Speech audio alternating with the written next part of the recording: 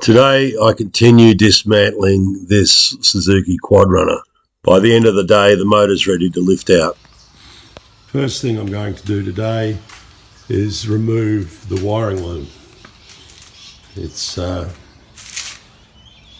including the coil and the CDI box and I hadn't noticed the voltage regulator is missing.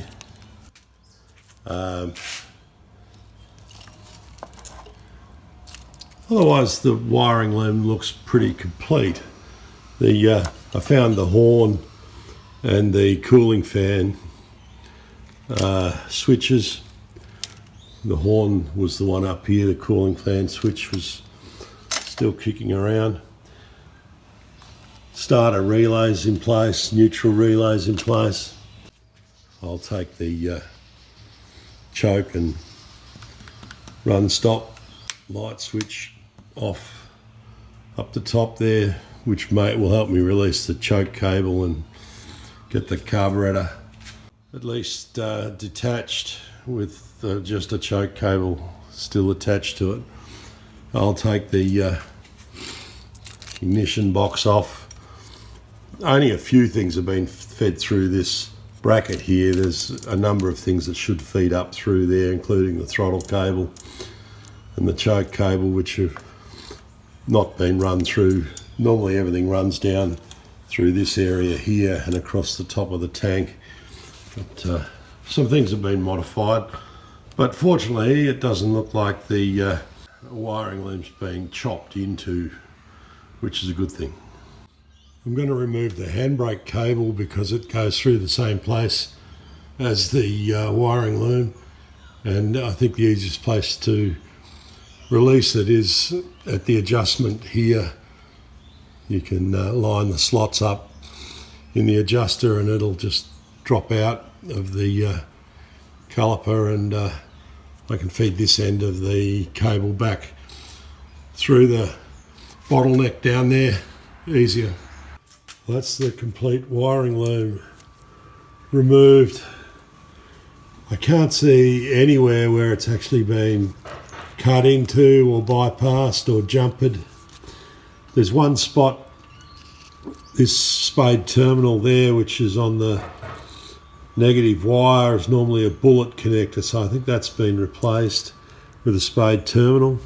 Some of the connectors look a bit sort of sun affected. I think maybe the fuse holders that plugs into are more affected than the sockets on here. Everything's there. It's that's the voltage regulator plug. No burnt terminals on that. Clip on the side of that you can see is broken. So when you buy a new voltage regulator, you get this male, or this, whether it's male or female plug, you get both of them in the kit, and you can replace that and have the new clip. Just pop the spade terminals out of that. CDI box connector. I'm not that familiar with that plug. I'm not sure whether my 96 had that or not. It probably did, and I didn't take much notice. That's the thematic fan and the stator connections in there. Further towards the back you've got the coil connector. This is the thematic fan temperature sensor switch, and that's the neutral and reverse light plug. And right at the back you've got the tail light connector, and here is a modified power connector that's been butchered, so that very end of the harness is been tampered with. Otherwise that's a good piece of wiring loom that I'll roll up now. I'll use that when I fit the engine to the engine jig to do an out of frame start somewhere down the track. Here's a trick I learnt for trying to remove hand grips. This little hole here is a locating hole for the light switch I've just removed, and I think it's the only hole currently exposed to the handlebar. Now, by blowing a bit of air in there, you'll see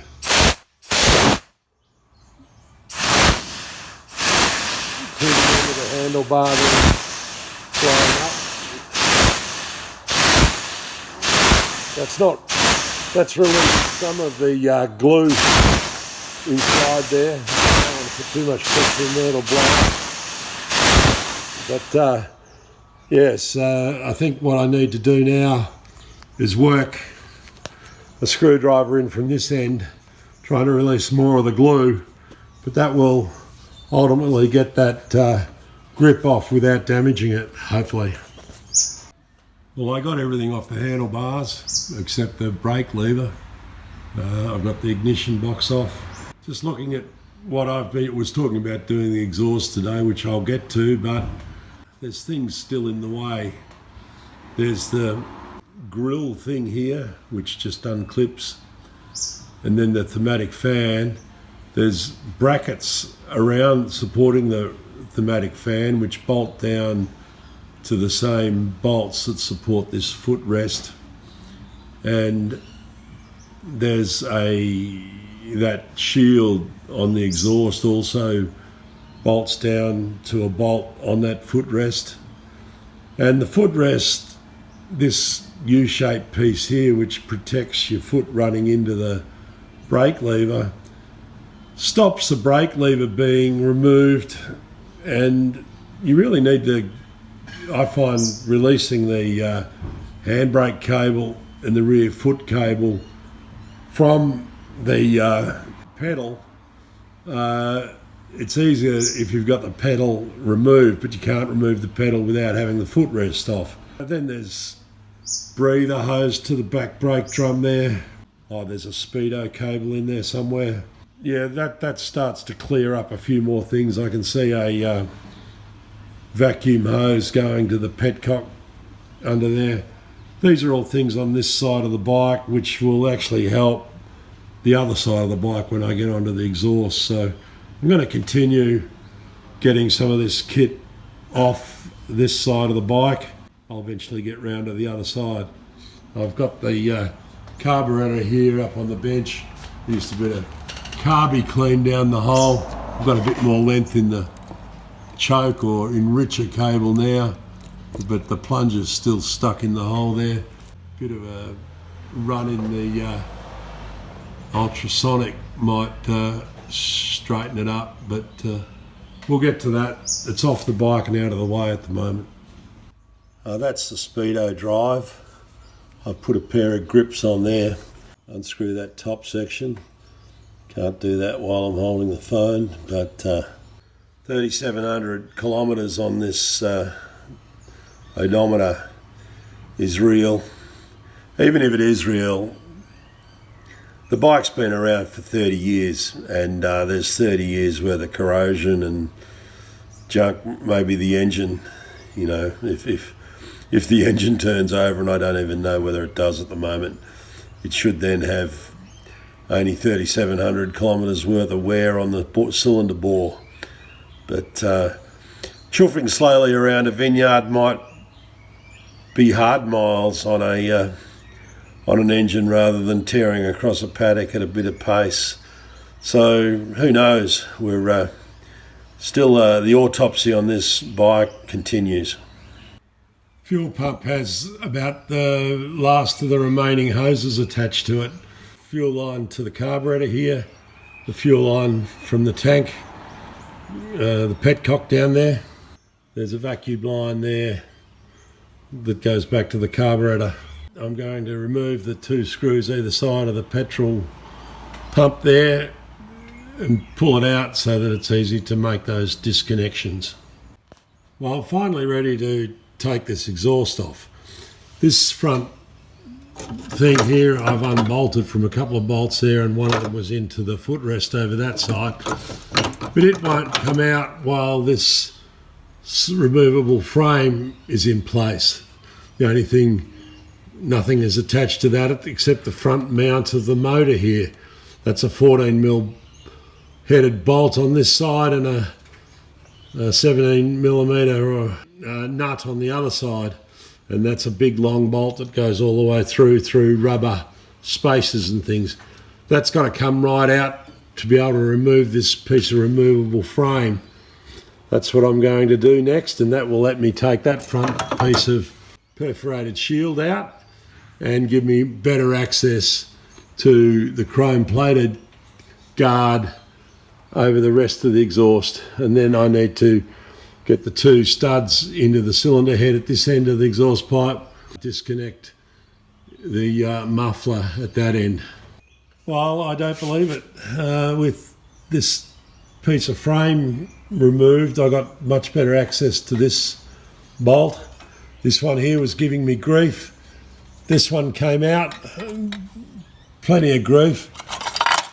The back of that cover, I had an extension a foot long to work the drill from right at the back there all the way through to the rear bolt in that, and with a bit of toing and froing, a new technique that's relatively new to me with releasing tight bolts is to rattle them anti-clockwise as you would to undo them, but then if they don't move, try a little bit of clockwise with them, just a few knocks, and then try anti-clockwise again, go backwards or forwards a few times with a bit of spray oil.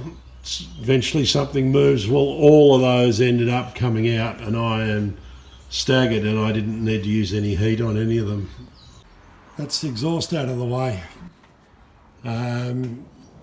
No sheared off bolts. This little one here on the cylinder head is in behind the exhaust. You've got to take that front pipe off before you can get to that one, and that's into that rear shield. So it's a bit of a pain in the arse one to get to at any time. You really need to have that rear shield on in place before you put the pipe in. The amount of junk, dirt in this area here is something I haven't seen before, and I know that a lot of that's already been dug out. This bracket here is the one that supports the reverse and the 5-speed shifts. The reverse on that spline there, and the 5-speed shift, you can barely make it out down there amongst all the shit. Reversing switch is buried in there too somewhere, probably around this area, but till all that dirt's scratched out of there. I'm going to remove this bracket, possibly give that a bit of a scrape out. Remove this rear corner. Already got the top of the shock undone. Need to remove the wishbone's pivot point here and around the back there.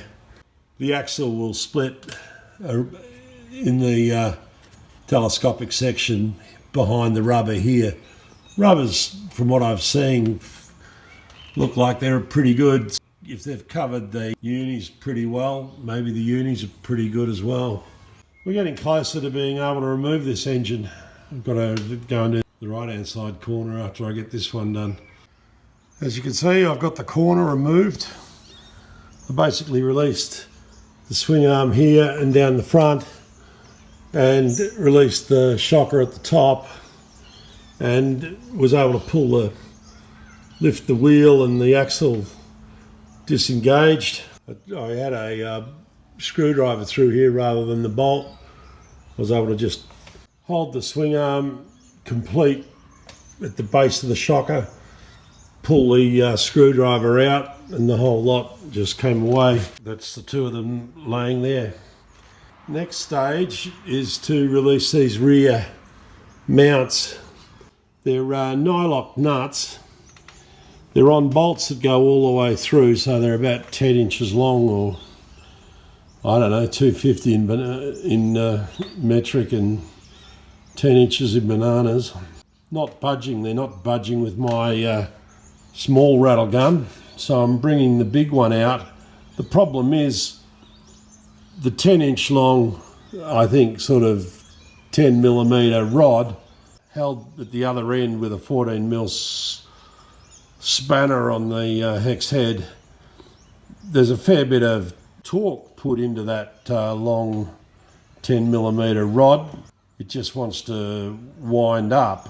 I'm hoping with the bigger rattle gun that it may hammer harder and break these nuts. So I'm going to give that a try. So I got those nuts off, and my theory was the bigger ratchet, the bigger rattle gun, hammers harder. Made short work of them. The little impact that I've used on everything else just didn't have the hammer strength, I suppose, to just break those nuts. So they're off. The next thing to do is to drive those long bolts out the other side. Just started to drive those bolts out thinking, oh, the motor's going to want to fall. But when you still look at the mud that's still in there, both there and down here, the motor's cradled by that rear bash plate at the moment. I noticed when I removed the front mount, didn't seem to collapse at all in the frame. So I think it's perfectly cradled by the mud at the moment. So it'll be interesting what the bottom of the motor looks like when it's right out. My secret sauce tip on removing the engine, well, it's no secret that you've got to remove the filler cap here. That's because the way that engine's raised at the moment, it's moved up from here to here, means that that cap would be striking this mount. That mount's moved up from there to there. Now the other thing I've done, which had worked out, is I pulled those out of the block, the rubber mounts, which gives more room. I think it's actually got to go back down again to swing out at the front, which means these, with those rubbers in there, it's too tight between these mounts. Yeah, I've put a big screwdriver in the back here and levered to lift the motor up like that. I'll remove the rubbers on both sides. That will enable the front to swing. The front tends to touch up here. I think that temperature sender may have to come out as well. Anyway, I'll go and lift the other side. This engine's ready to lift to the ground. It's clear at the back and it's cleared at the front. Look at the dirt underneath it. It's certainly cradled the engine for some time with all of that. It's not just wet mud, it's oily mud. It'll be interesting what the bottom of the casing looks like when it's out and I get round to looking at that. The rest of the bash plate floor, where I have cleared it off a little bit, is looking good. It's not dented. I don't think this bike's been bashing over rough ground at all, but it's certainly been throwing up some dirty, dusty muck. It's the first time I've removed the motor without removing the rear uni joints. These boots are no tears in them. Well, the back axle turns, we know that. I've been able to roll a bike, but who knows what the rest of the situation is with the motor. Still a big unknown.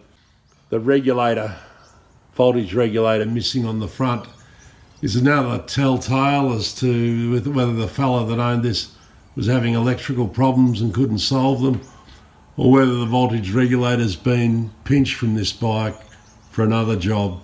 Who knows, but it was missing. It's one of the few things in the under the skirt that's missing. Anyway, we'll get on and edit this video up. I'm leaving it there today. I see a lot of minor problems, but no big ones. I don't really want too many surprises. Get out to your shed and have some fun.